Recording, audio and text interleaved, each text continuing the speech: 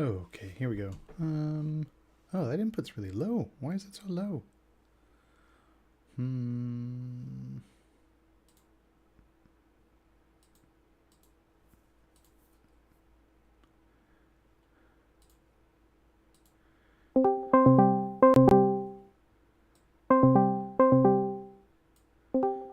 Hello. What's up, dog? No? Okay. What is up? I was wondering when we were going to get started. Sorry, I was here we go, that's better. Oh yeah, hold, now my sound is too high. Hold on. Maybe I talk right here. That looks about right. Okay. Yeah, the problem was I was making a cocktail and I couldn't find my Huh? Are you muted again, Andy? Am I muted again? I am muted again. No. Muted Andy is the Andy. Can you guys hear me? Voice settings. Huh? Now you can hear me. Yeah. Oh, boo! Yeah, I was saying, yeah, I was making cocktail and I couldn't find my stir stick. So the only thing I could do is like get myself hard and then use my dick. That's why I'm late.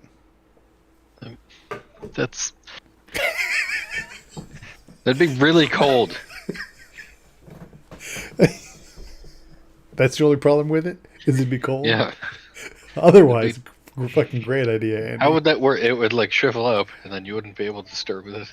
You might shrivel up.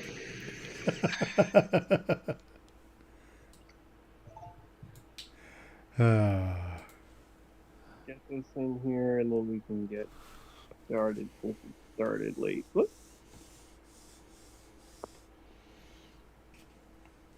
We didn't start, right? Late? Yada yada, wizard starts when he means to.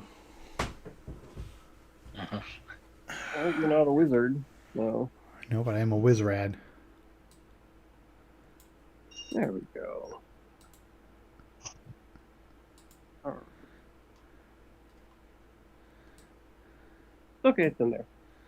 We'll just get this thing. Okay. What was the name of this episode? It was, Kick Rocks, bro. Yeah, go That's kick rocks, right. bro. It Don't was just do it, go and do it. It was episode 4. Okay. I almost didn't hit the start recording button. That's all right. I remember I need to give more room tone because usually I only have about like 2 seconds of it, if even that. That'll do. That'll do, pig. That'll do. That's enough tone. All right. Welcome to Outwit Outplay Outcast, private podcast on the Night Living Games Network, where we talk about season 49, episode 4. Go Kick Rocks, bro. Yeah, a good one. I mean, all right. Not too much to say. A couple of things to say, but the right person went out first. For 4 episodes in, we've had our first episode. This was a good first out. Yeah. Okay. Sorry, I'm waiting for somebody to read the thing. I'm all shook up now.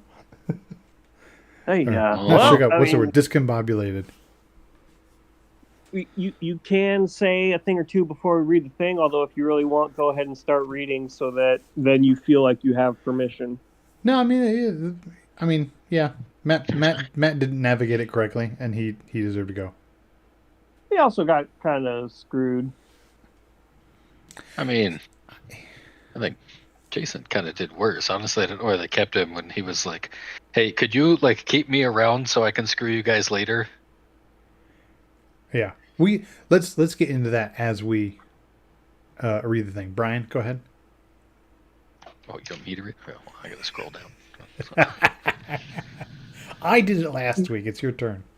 All right. We shall open our Survivor Torah to this scroll page and do the reading. Sorry, just found food stuck to my shirt. Killa gets even worse. They're almost carried into the sea along with their boat and Sophie with an eyes shoe.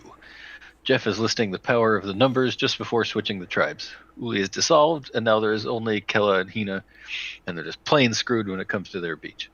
Welcome back to Survivor Fiji. It's 2007 again. Who will be our Earl? Who our Yao Man? Will we get another Dreams? I only remember who one of those people is. It's Yao Man. Sophie with an eye gushes on new Hina and begins to work her way between old Uli and old Hina. A new Kella. That's so hard. It doesn't look like it should be pronounced like that every time. I have to think about it. You know, Our new okay, Kella. wait.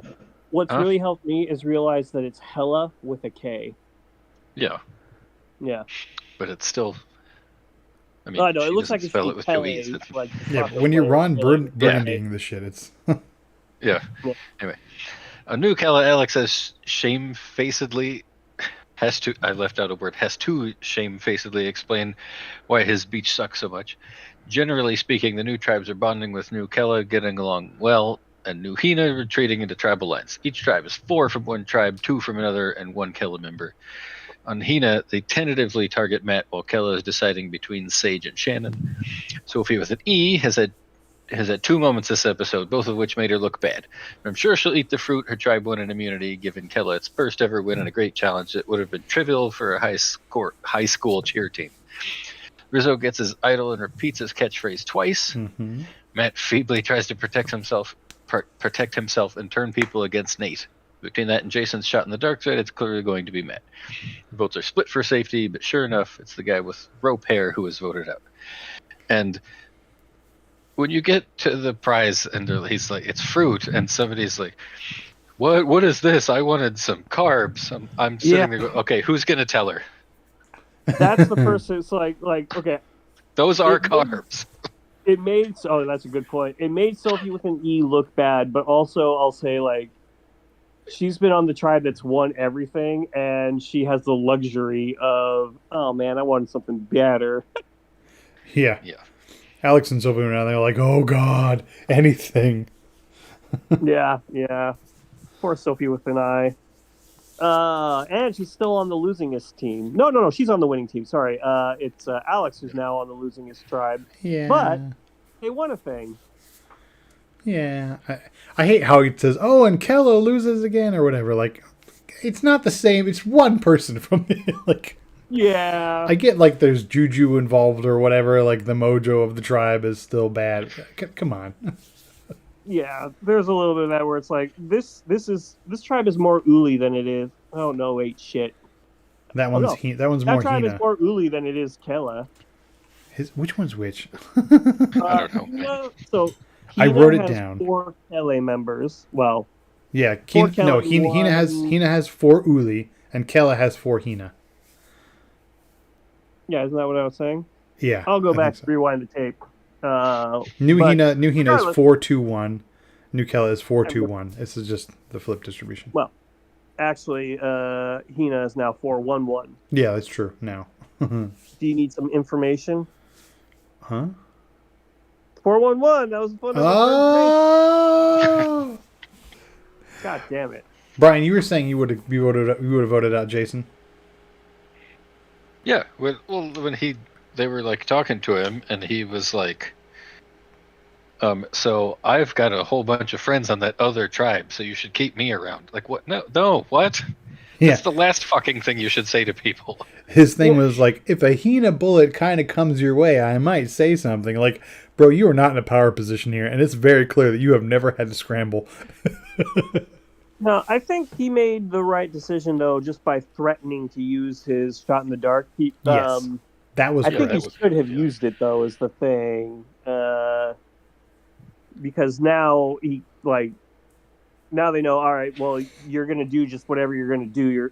You don't live up to your word. Had he used it, it'd have been like, all right, yeah, that was a shitty thing to do, but no, it's not like you can do it again. And it was a smart play on his part, had he actually played it. Threatening was just as smart because now he still has it.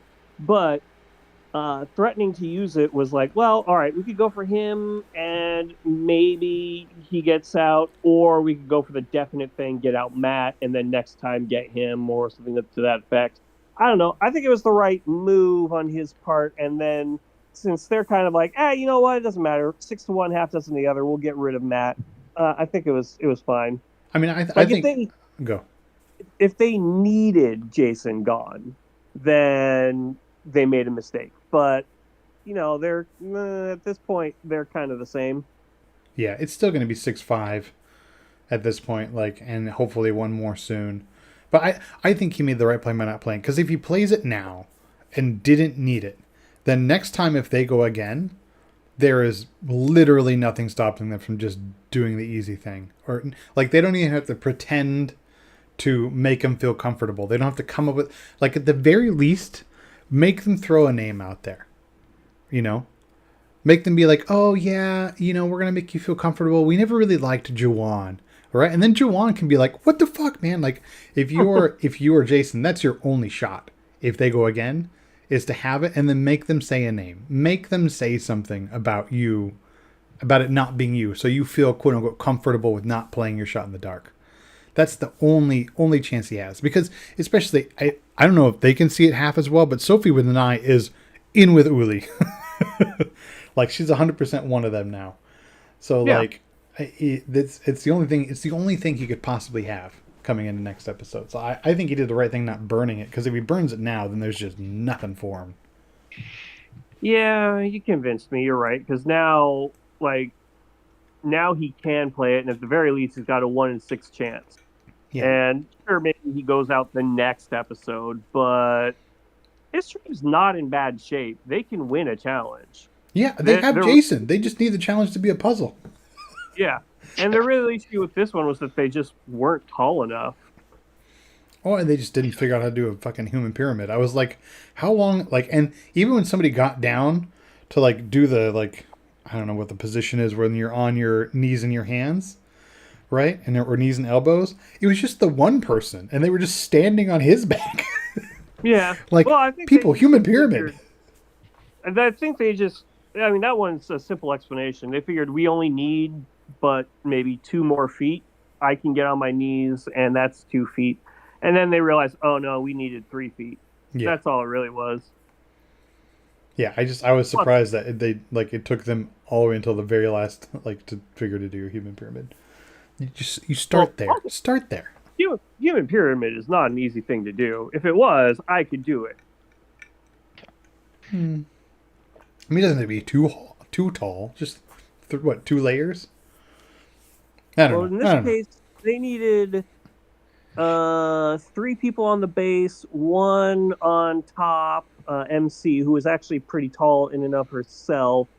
And then in addition, that was the other thing. You needed people who could pass the blocks up. Like, you couldn't just use everyone on your pyramid. You needed people pulling blocks up, because the person up top can't get them. So yeah, that's true. Fine, you convinced me. Yeah, it's a neat challenge. I like that challenge a lot. Yeah, I like the puzzle is not like a slide puzzle or a jigsaw. The puzzle is like your bodies. Yeah, it's a Taskmaster puzzle. Yeah. Brian, is there anybody you liked that you didn't know existed before this episode? Because I feel like there's people we had no idea they existed, and then this episode happened. Well, I mean, none of them really did anything that made them particularly likable yet. So. Oh. Yeah. Why? Was there someone that you liked? I like Sage. Oh, Sage is interesting. I've liked her before. I like that she reminds me a little bit of Carolyn in that she's willing to just throw her weirdness out there. You know, everybody's like doing introductions, and she's like, "I save my blackheads." Like, okay, that's disgusting. That was insane. That's like Carolyn was nutty in a wonderful way, but I have my blackheads in a jar. That's gross. Yeah, that's gross. That's like you collect human teeth kind of thing. Right. But then she turned around. She turned around, and I 100% agreed with her when she was like, all this Jesus stuff coming from Shannon was not here 2 days ago. Yeah. Well, and that feels fishy as fuck. Like the general, she was more, what's the word? Not secular, more pantheistic with her say thank you to the sun and let's bless this crab for its life energy or whatever. Yeah. Bringing in the Jesus Christianity of it all, that was more calculated. Or maybe, like, that's the other possibility is maybe now she just feels more comfortable with it. So maybe it's genuine. We just don't know. But regardless, it is any time something changes with a person, you got to at least assume at first that it's not genuine. Yeah. And it after watching this, I watched the episode and then I go to Reddit and listen to the podcast, see if there's any cool, fun tidbits I didn't pick up on, right? Because I like the show. I want to see if there's anything I glossed over or I was working while it was on, right? And one of the top things was Shannon posting on her TikTok how she's throwing away all of her hippie spiritual stuff because Jesus has come into her life. So, oh no, her Jesus thing is genuine in some way, but she's like throwing all this hippie spiritual stuff, and she holds up an idol of Ganesh, and like that's just somebody else's god. That's not hippie spiritual stuff. Yeah. Well, like I'll put it this way: it is somebody else's god, but for an awful lot of hippies, it is hippie bullshit. You know what I mean? I'm sure she interacted with it as hippie bullshit, Yeah. but like, yeah, I get what you're saying. Yeah. I really don't like double standards.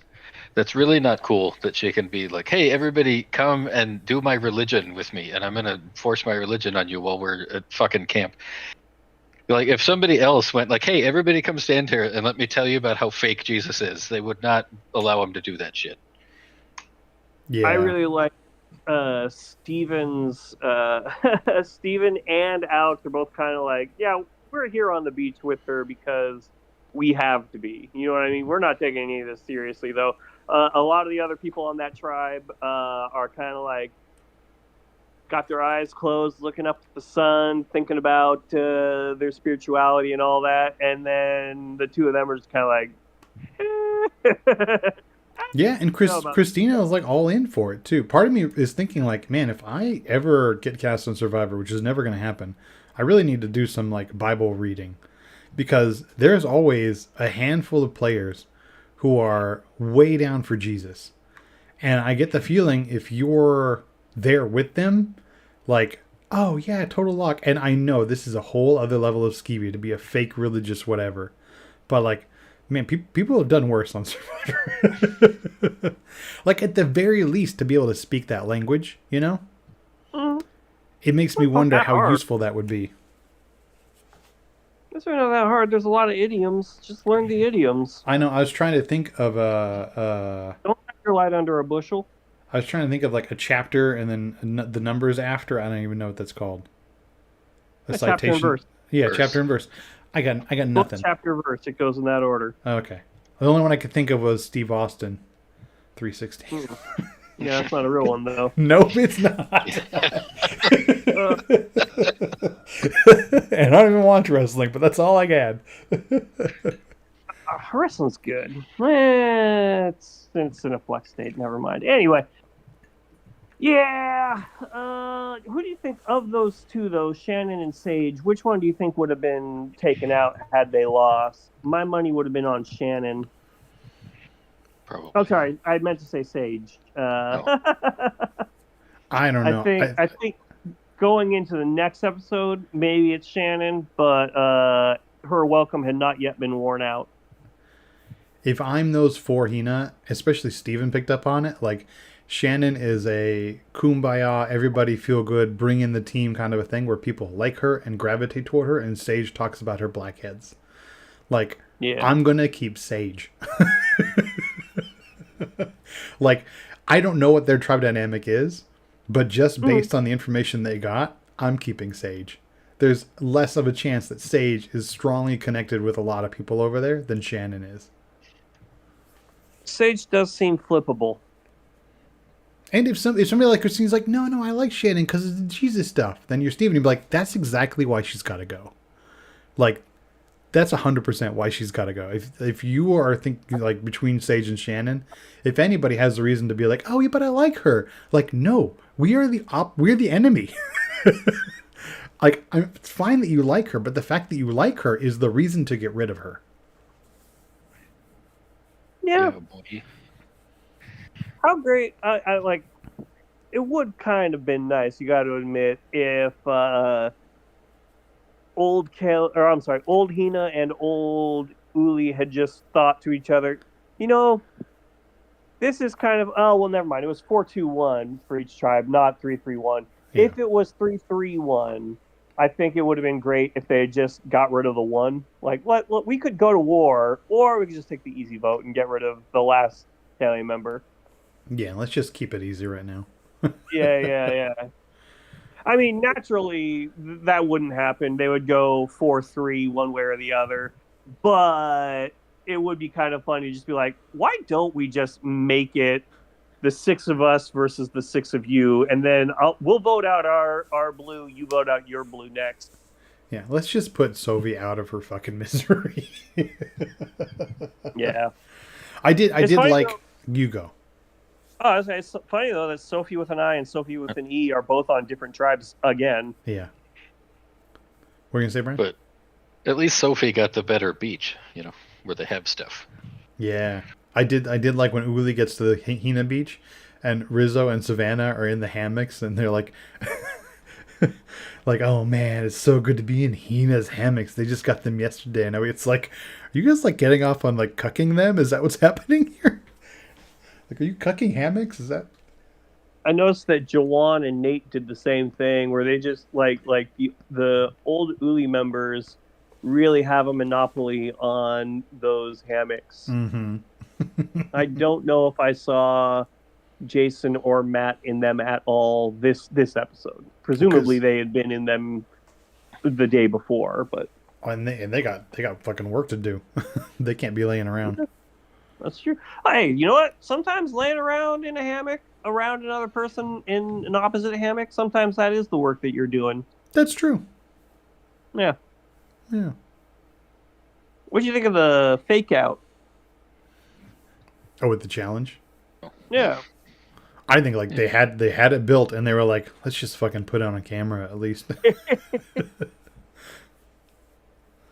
Let's show somebody. I feel like they were expecting to have another person, so. Yeah, but like it was 2 on 2 on 2 on 2. You know what I mean? Like it wasn't like there would have been one more person, so there would have been one person sitting out. Yeah, probably. They love doing that. Wow, I don't know. But oh wait. Yeah, I think you might be right, because I think their assumption was that there would be 3 members. No, that would still be 9. I don't know. Something would have happened, but whatever. It was a cute little moment.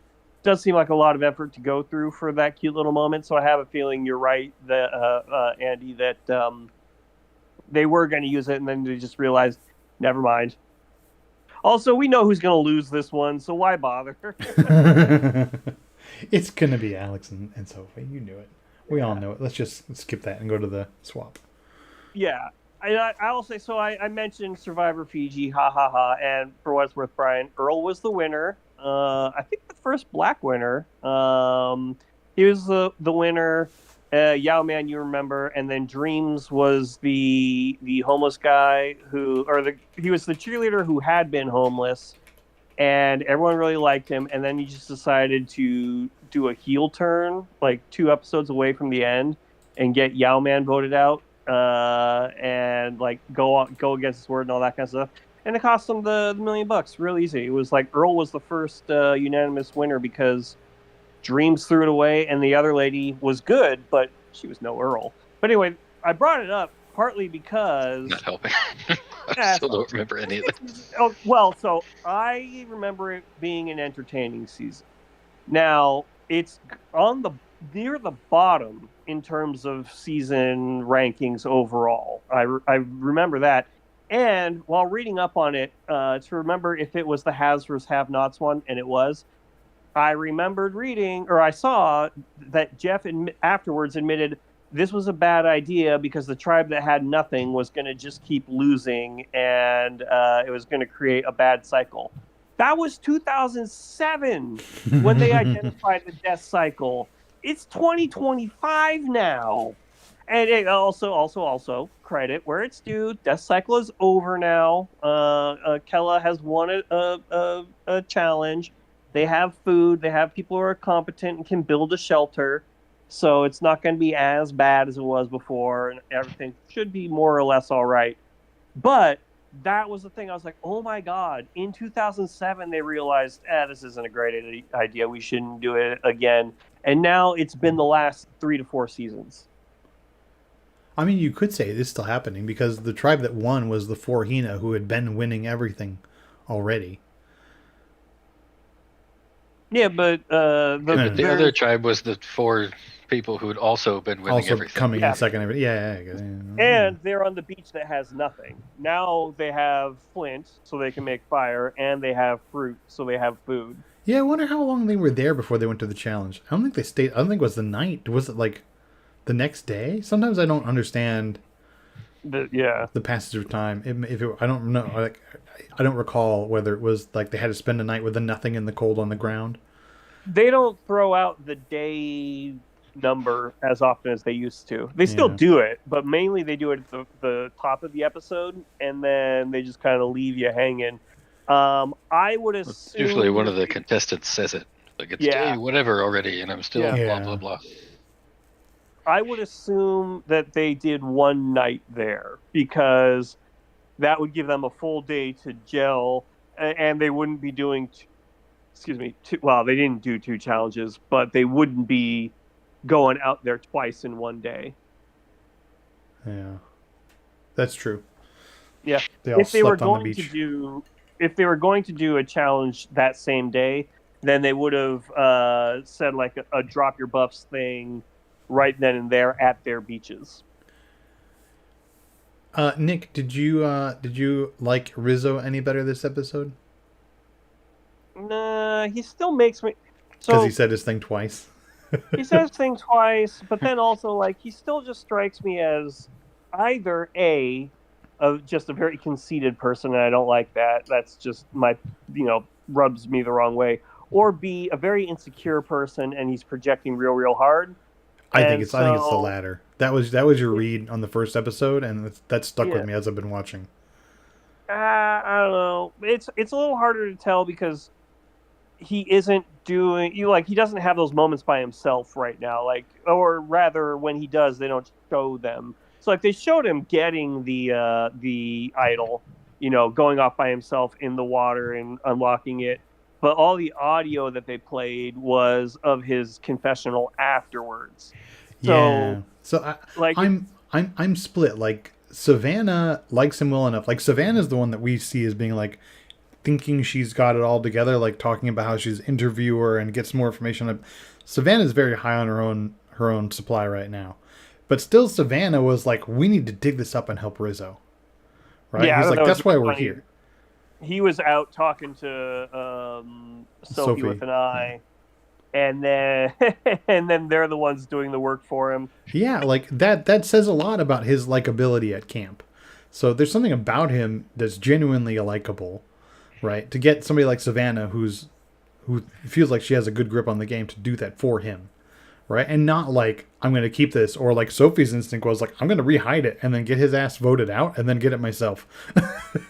Right? Like Savannah was just like, the 3 of us are not here for water, dum-dums. The 3 of us are here to dig this fucking thing up, right? I love Jawan's face at that point. He was like, oh, yeah! Yes. But then, likewise, like, when he was, like, out in the ocean looking for the chest, and he was like, oh, man, this is nice, clear water, not like the body-filled Hudson River. And I'm like, that's kind of funny, but that also is just, like, a meme you heard. Like, it comes down to that thing you were... but it comes down to the thing you were saying that, like, how much of it is his genuine personality and how much of it is him trying to be a meme and repeat memes. Yeah. That's why I think he's a douchebag. I think none of it is his genuine personality. He's clearly trying to be a meme. Yeah, it's difficult. I think he's not at the point yet where his real personality is coming out all the time. We see it in little glints. But yeah. I don't know. The only reason I want to talk about him so much is because he calls himself Rizgod. Oh, no. He calls himself the man, the myth, the legend, the Rizgod, the Rizgod. Yeah, the whole fucking thing. Yeah, and he said it twice. I'm just like, ugh. Yeah. That reminded me though that this is the ninth season. Wait, one, two, yeah. Sorry, sometimes I forget if it's the ninth or the 10th season, but we started on 41. This Yeah. is the ninth season of the new era, and the interesting thing to me is this is the first one that really is peppered with Gen Z slang. Like there are a lot of Gen Z contestants this time. Yeah, Like the general age curve of the season's pretty low. yeah, because like even people who aren't being performative are still saying things like, "Oh man, I think we're cooked," or "Oh, we're that's fire," things along of that nature. Yeah, And here I just thought I think that I was heard really "Let Him Cook" this episode. yeah, and I definitely like when Jawan was entertaining Matt's proposal of like, "Let's go after Nate." He's like, "Oh, that's fire!" Like Yeah. that came across as completely natural and normal. So I don't want to make it sound like that, but like I just realized, like, yeah, this is really the first time.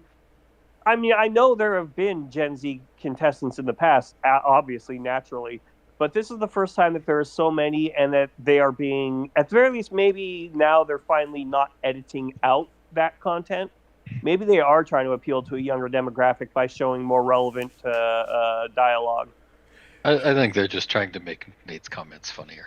They like to keep pointing it out. See, he's not making this shit up. They're really overdoing it. Yeah. Well, Maybe. there's also you're right, and that. But like, what I wouldn't be entirely surprised by is in let's say 3 seasons ago or whatever, just to throw a number out there, if there were a couple of Gen Z people and they were saying those things, but like most of the people were in their early 30s, mid 30s, whatever, late 20s.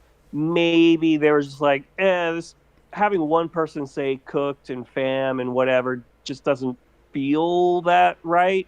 But now it's critical mass, and maybe I don't know. It definitely is a choice for them though to have this many people in their 20s, and a fine choice. I'm not complaining at all, but like a way of making it, maybe they are trying to go for a more relevant demographic. We are, after all, no longer the target demographic for everything. No.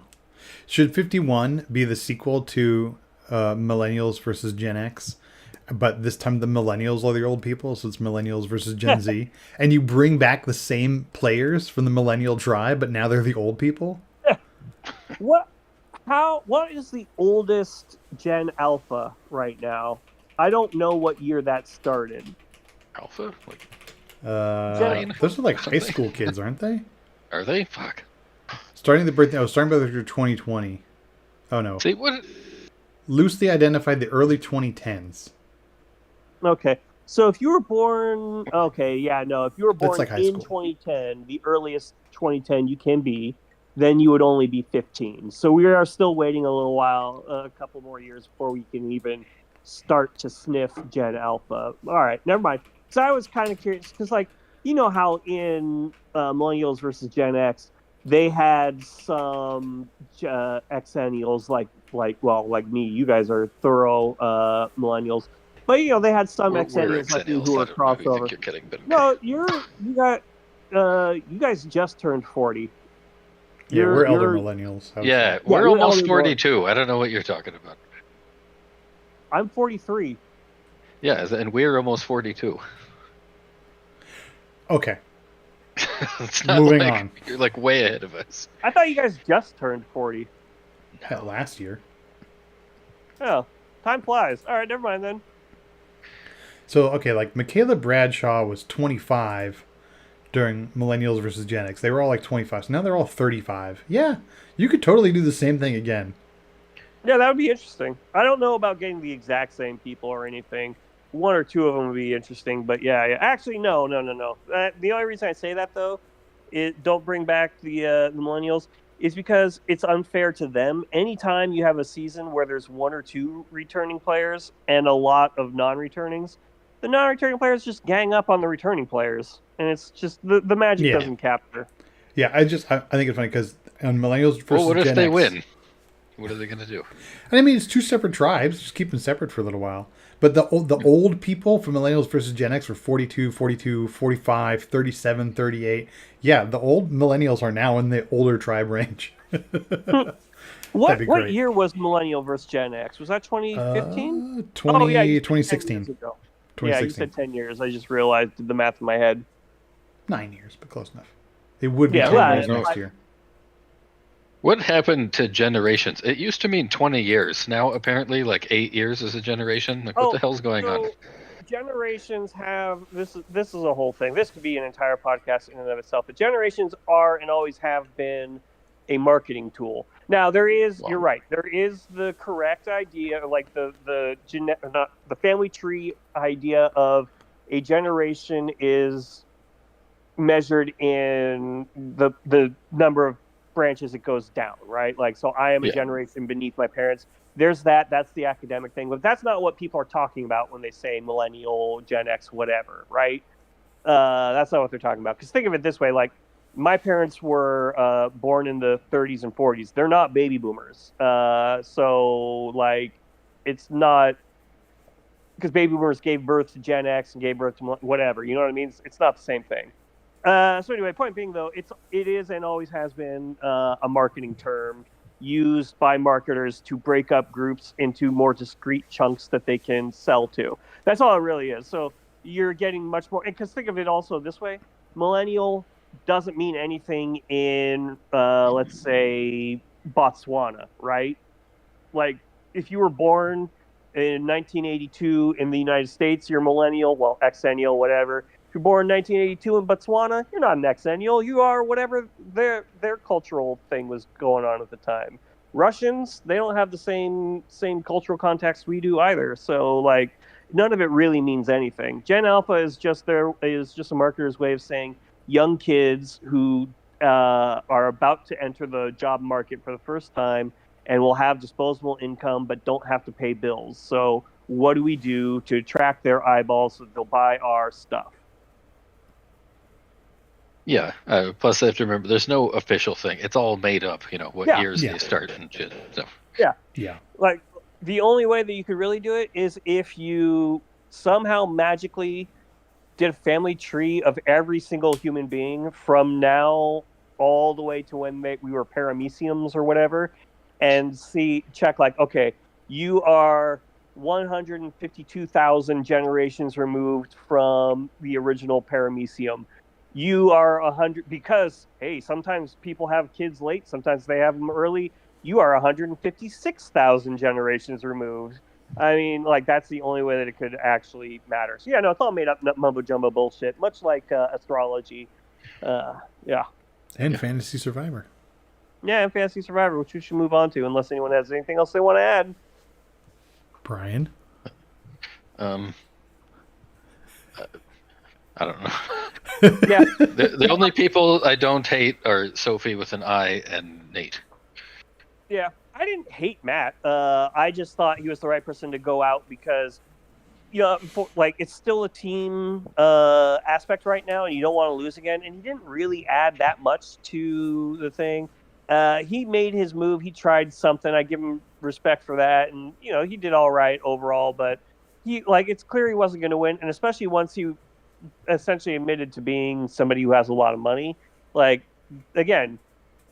Same thing with Nate. If they find out that he is a current Marvel producer and he does all that stuff, he's never going to get the money. And it's not even the money. He just won't win. Like he may deserve to win, but they won't let him because that would mean giving him a bunch of money. Yeah. Yeah. So it's like he's got to be quiet about that. So yeah. Like when he said that, it was like, oh, okay, he's decided, or consciously or not, he's decided he doesn't want to win. All right. I don't hate Steven. I kind of like Jawan too. Jawan's not bad. Just for the pretending to give a shit about the fake title Matt was giving him. He's like, "Oh my god, that's so cool." He's like, "What are you kidding me?" What was the unit? No, what was it? The section. The section, yeah, because two fighter pilots next to each other are a section. It's like the section, bro. I like it. He's neat. Like. I have a feeling there was a player a couple seasons ago. I can't remember his name anymore, and I liked him a lot until he started making some dumb mistakes. And he reminds me very much of Jawan. So hopefully Jawan doesn't. Yeah, you know what? It was season 41 because remember No. Fuck, that was a while Once ago now. that lady Shan, like Shan was just playing a Oh better yeah. version of the game than he was. He was like, "Fuck, this sucks. I got to vote her out because she's doing better than me, and I really like her." Is it But then, Ricard? no. It was maybe I think maybe he tried to take her out and he just failed. I don't remember. But I don't know. regardless, point being, yeah. It was, yeah. Like I feel like he was in that situation. So anyway, or Jawan rather has that same general vibe as that player, and he may not even have been from that season now that I think about it. But yeah, hopefully he doesn't snap and go insane like he did. That'd be the Liz pool bet, but none of us have Juwan in the Liz pool. Nope. Brian has Christina, Nick, you have Jason, and I have Sophie with an I for the Liz pool. Ooh. I don't think Sophie's going to lose her shit anymore. Christina and Jason, I don't know. I don't think Jason is either. But Jason's not gonna maybe. lose. Jason's cool as a cucumber. But we do have somebody that's knocked out of the $1 million Deadpool. Brian, you have Matt in the $1 million Deadpool. So you're not getting those points. Sorry. But I am getting points for the How Long Till an Idol bet. I picked episode 4. Nick, you had picked episode 1. Brian, you picked episode 2. Brian, you collected on your points earlier. I'm going to collect on my points now. So I get those points there. If you want to see all the other bets, you can go to Oooshow.com. On the left, click the link that says fantasy. The other bets are there as well as our starting roster. But not who we have now, because updating it every week is a pain in the ass and I don't want to do it. But you can just listen. I came in the week in last place, and unfortunately I had Matt, who then got me 0 points because he was eliminated. I got 1 point from Alex because he is now on a winning tribe that got immunity. I got 5 from RizGod because he survived going to Pre-Merge Tribal Council and found himself an idol.